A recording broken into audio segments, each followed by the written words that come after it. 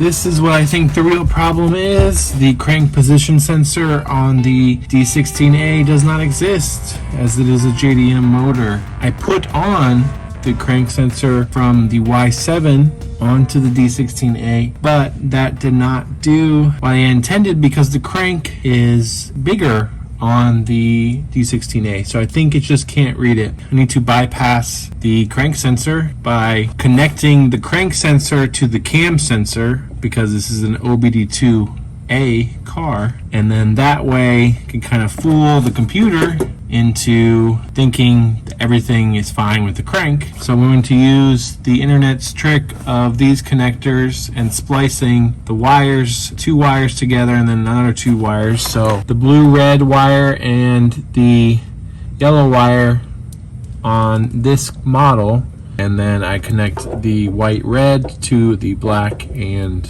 which is position 11 and 14. So the wires are spliced together. Now all we have to do is cut blue-red wire, which is number 1, on the side going to the engine, so it won't get signal because this is the crank wire. On this one, it's the 11 position, which is the white-red wire.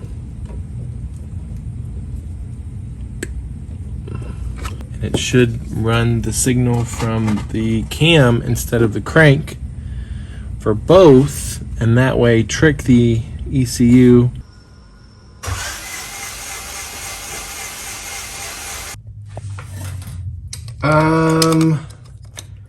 Whoops. It looks like we never plugged in my distributor when we switched it from Rob's back to mine. So let's see if my splicing worked.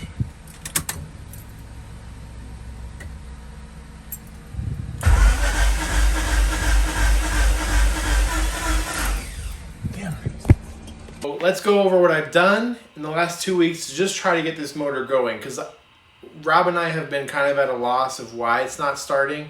So we did a bunch of things to make sure everything was in line just to get it going. So we changed the starter. The starter's brand new. We changed the alternator back to the Y7 original alternator, even though the D16A alternator that was on seems to be identical and in much better condition. I disconnected the catch can system that I had set up just to make sure I wasn't messing with the oil pressure.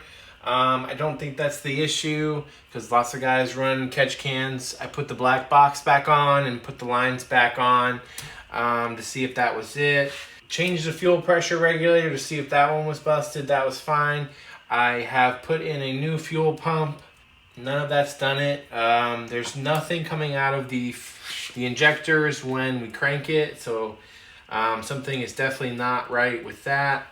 What kept reoccurring with the car, even after we were making all these changes, is we kept throwing a check engine code 1359. Eventually I went to the Honda service manual to see what that said to do. And actually, it's very specific for this code. We thought it had to do with the crank position sensor because the JDM motor isn't set up to, I think, calibrate to a normal USDM crank position sensor, because they don't run those in Japan, to my knowledge. So we kept thinking it was that. I did the splice trick to trick the computer, and that didn't work. Through the same code. The Honda service manual basically says it's 2 things with that code. It's either your distributor is bad or your ECU is bad. When Rob was here last time, we switched his Y7 working distributor into the car, and that didn't help. What it leads me to believe is that I think what happened is the car ran for a minute, it stopped, I ran it again for about 30 seconds, cut off, and I really think the ECU went bad. I really hope that is what is going on here, because I don't really have any other options or thoughts on what is going on with the motor. So what I'm going to do today is I'm going to pop in a new refurbished OBD1 P06 ECU. that is chipped. So I got it from Advanced, I think it's Advanced Ignition. It's chipped. I had it calibrated for my motor and what I do and what I use this car for. So they got rid of the second O2 sensor, they got rid of the crank position sensor, they got rid of the speed limiter, set the tune for racing environment. Whatever that means, I hope, I think it'll make the car run better racing anyway. Hopefully I'll get a few more horses out of it. But I'm excited to try this because I really think this is the problem. I really think the old ECU is just busted. So I have already pulled out the Y7 ECU. I just gotta plug this in with a jumper harness and see what happens.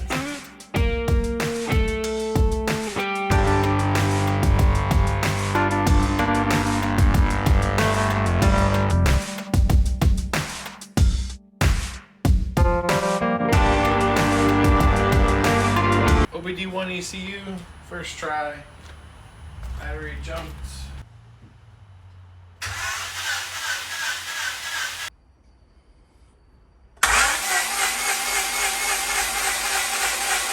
Swapped out the spark plug wires for some old ones that I had to see if that's an issue.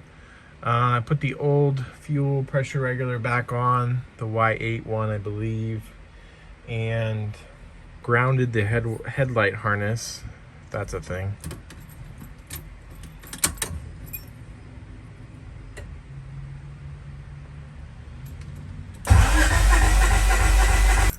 Regap the spark plugs and properly ground the valve cover, which was not really grounded. Checked the spark plug wires with my multimeter and those are good.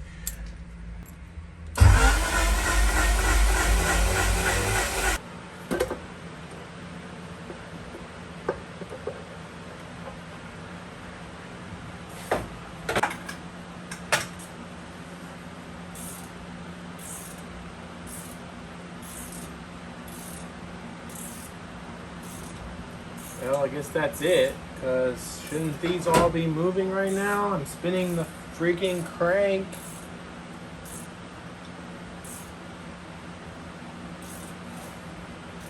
It's definitely not moving at all.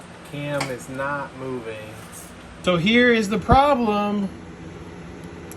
It would really help if the bolt to the cam is tight. Ah!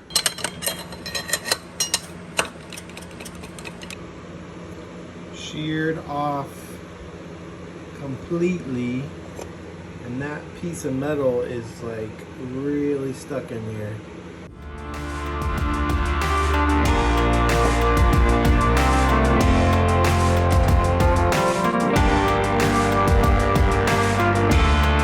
So I just got back from the junkyard. I got a camshaft from a Y7 and I just need to take this apart and pop that guy in. We should be good to go. Hopefully that is all this thing needs.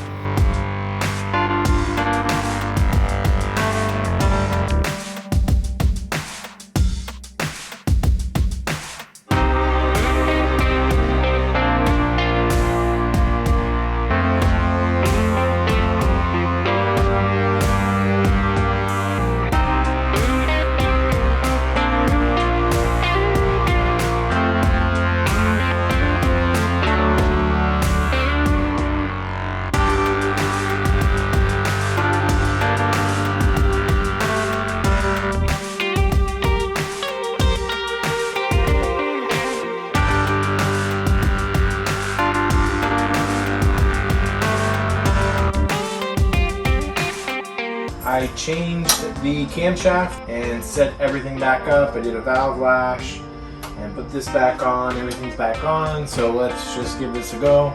If this doesn't work, it should work. This is what was wrong. I know that now, so let's give it a try. I'm having the camera here instead of over there because I want to make sure this keeps doing what it's doing, and if there's anything that changes, we can see that.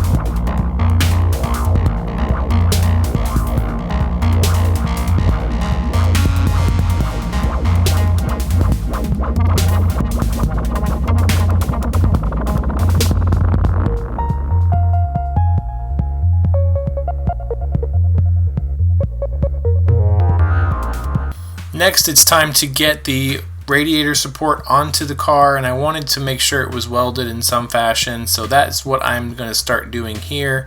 I wanted to weld myself. I've always wanted to give it a try, so I got a flux core welder from Harbor Freight, and I'm just practicing here on some piece of metal that I got. Ultimately, this welder wasn't great for such thin metal that the radiator support is, but it ultimately did work out pretty well for my purposes. I didn't need anything too beautiful. Obviously, I just needed it to be attached. So I'm just practicing here because I've never welded before, and if you'd like to leave comments about how terrible of a setup I have and I shouldn't be welding on plastic crates and I should have a better cart, feel free. I know all this, but I'm trying to keep things within a budget, and I just wanted to give welding a try, so that's what I did.